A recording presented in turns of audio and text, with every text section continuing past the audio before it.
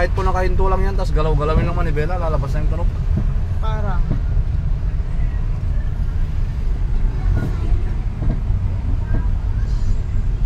Sige, pasok pa na.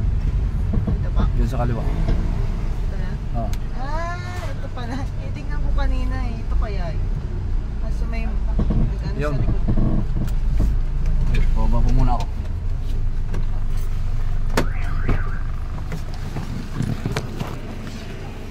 Sige nga po, pakiatras nga po.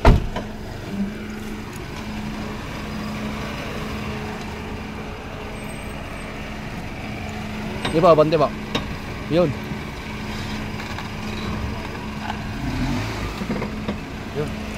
Yun. Okay, bante. Nissan X-Trail.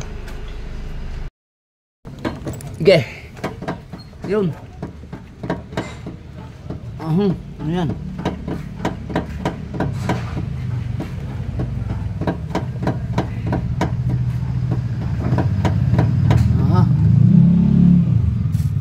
Diyan ako sa likod eh. Okay.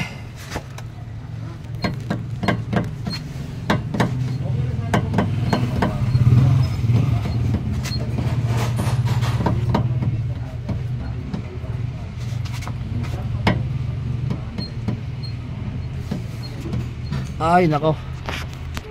Sige nga, bounce mo pa nga. Nagpalit po kayo ng mga pang ilalim, ma'am? Bagong tie rod, bagong rock end, bagong lower arm. Bago po kayo magpalit ng mga pyesa po, nandyan na yung tunog na yan. Ay, ba't ganun?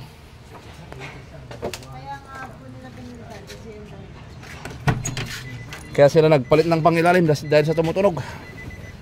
Okay. Tingnan natin stabilizer. Higpitan mo yung stabilizer. Para nakaramdam ako ng kunting kalog kanina. Stabilizer link.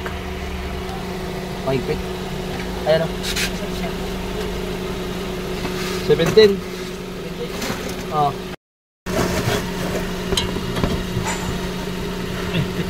Ha? Wait. Testing. Okay, bandi po.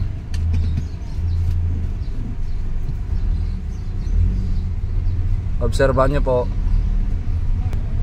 I-check nyo po dyan pagkanan natin, ma'am, kung may nagbago ba.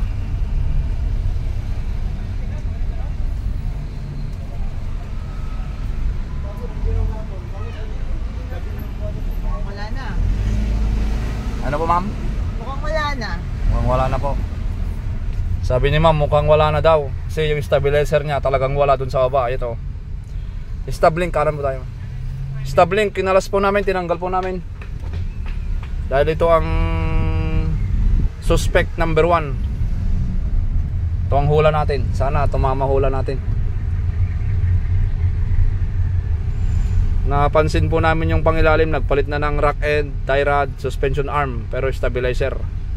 Ewan ko, sabi nga ni ma'am, bakit daw hindi nila nakita to. Tingnan natin.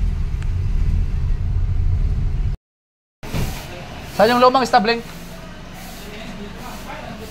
Sama, kailangan ko yung stock up.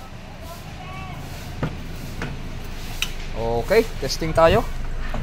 Na bagong pyesa na ang nakakabit, mga sir. Dito kanina tumutunog na yan.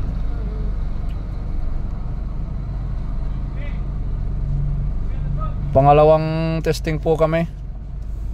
Bali, nung una tinanggal natin yung stabilizer link. Ngayon kinabit na po yung bago, mga sir.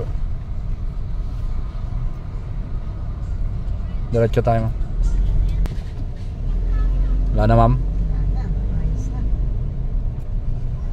Okay, mga kabox, mga sir. Wala nang tunog.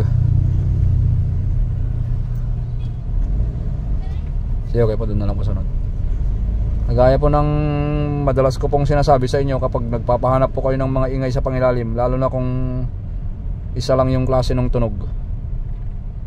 Dapat ang papalitan pyesa isa o dalawang piraso or dalawang klase.